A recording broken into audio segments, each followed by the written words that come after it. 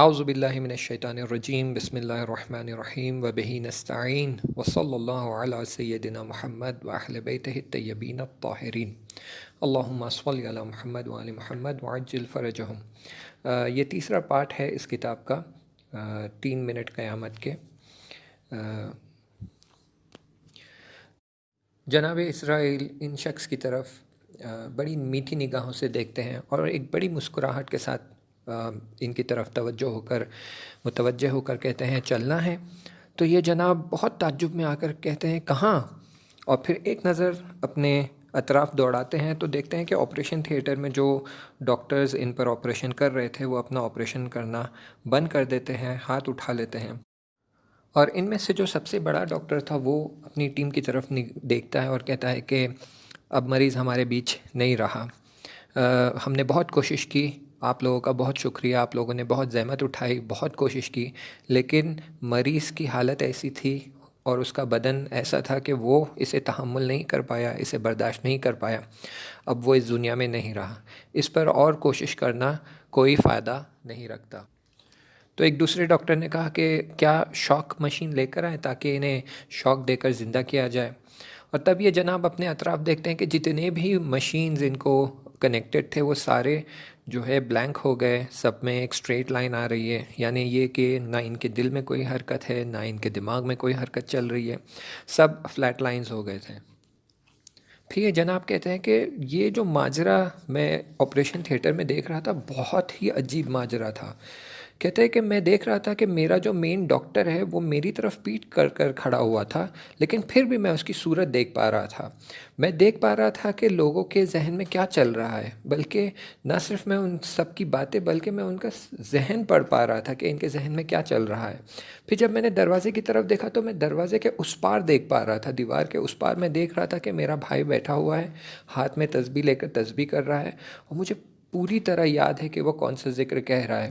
بلکہ اس سے عجیب میرے لیے یہ تھا کہ اس کے ذہن میں جو باتیں چل رہی تھی وہ بھی مجھے سنائی دے رہی تھی، کہ وہ یہ سوچ رہا تھا کہ خدایا اگر میرے بھائی کو کچھ ہو جائے تو ہم کیا کریں گے، اس کے دو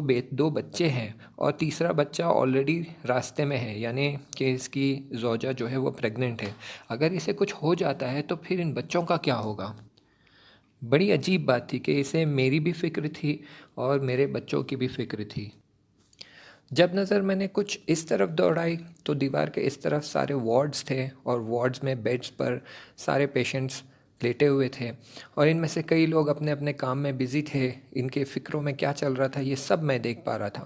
ان میں سے ایک پیشنٹ یہ تھا جو خدا سے دعا کر رہا تھا، میرے لیے دعا کر رہا تھا، اور میں اس پیشنٹ کو جانتا تھا کیونکہ آپریشن تھیٹر میں آنے سے پہلے میں نے اس کو خدا حافظی کی تھی اور اس سے کہا تھا کہ شاید میں واپس نہ آؤں، اور یہ پیشنٹ ایک جان باز تھا جو جنگ میں مجروح ہو گیا تھا، گھائل ہو گیا تھا، اور اس کا علاج چل رہا تھا، اور یہ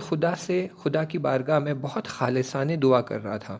اور اس کی دعا یہ تھی کہ خدایا مجھے لے جا اور اس شخص کو بخش دے، اسے زندہ رکھ، اسے شفا دے دے، اس کے بیوی اور بچے ہیں اور میرے بیوی بچے نہیں ہیں، تو اس کے بدلے مجھے لے جا اور اسے یہاں چھوڑ دے۔ ایسی ہی حالت میں مجھے احساس ہوا کہ میں سب کا باطن دیکھ پا رہا تھا، یعنی میں ان کی حقیقت دیکھ پا رہا تھا، میں ان کے نیت کو دیکھ پا رہا تھا، میں ان کے اعمال دیکھ پا رہا تھا، میں ان کا وجود جو حقیقی حالت میں ہے اسے دیکھ پا رہا تھا،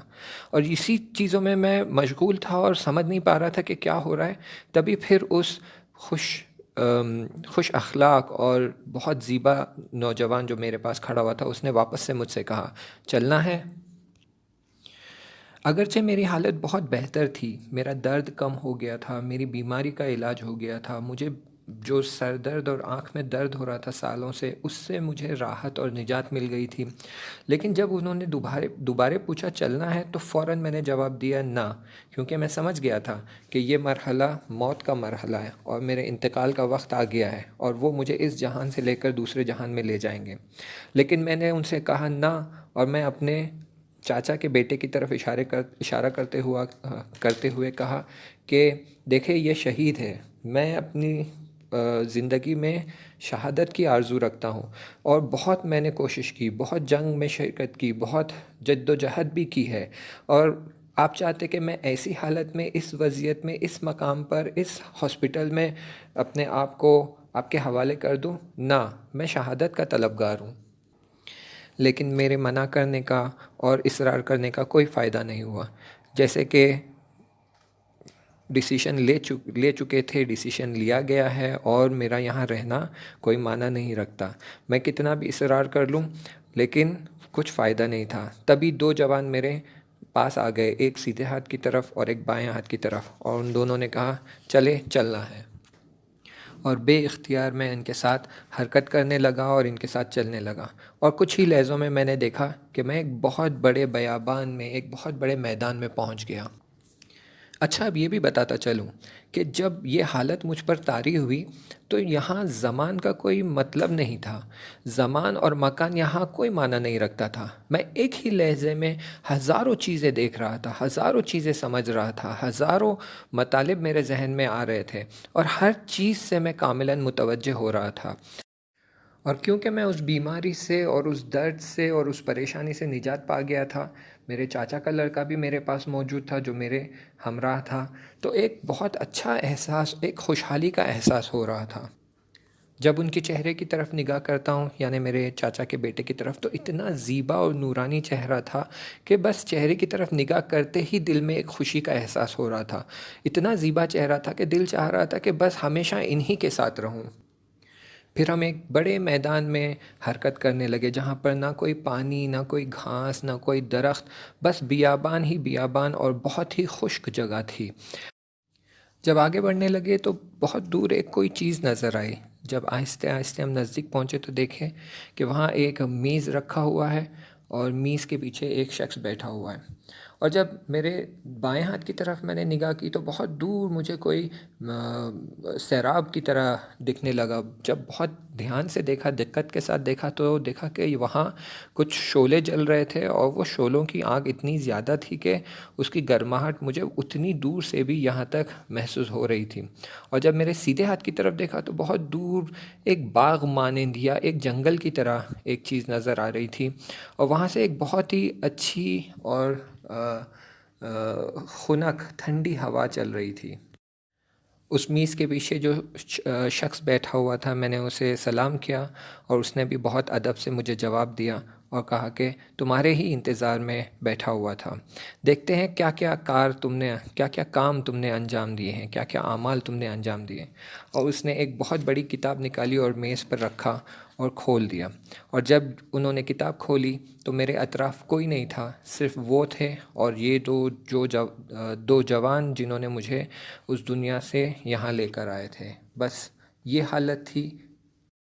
اور ایک طرف شعلوں کی گرماہٹ اور دوسری طرف سے جنگل کی ٹھنڈی ہوا۔ آگے دیکھتے ہیں کیا ہوتا ہے، کتاب میں کیا اعمال نظر آتے ہیں، کیا اچھائیاں انہوں نے انجام دی ہیں، کیا برائیاں انہوں نے انجام دی ہیں۔ آگے دیکھتے ہیں کہ انہوں نے جتنی شب نمازیں پڑھی ہیں، جتنی نمازیں مسجد میں پڑھی ہیں، انہیں کیا ثواب اور اجر ملتا ہے، اور اگر کوئی برائی کی ہے یا کوئی غلطی کی ہے تو ان کے لیے، ان برائیوں اور غلطیوں اور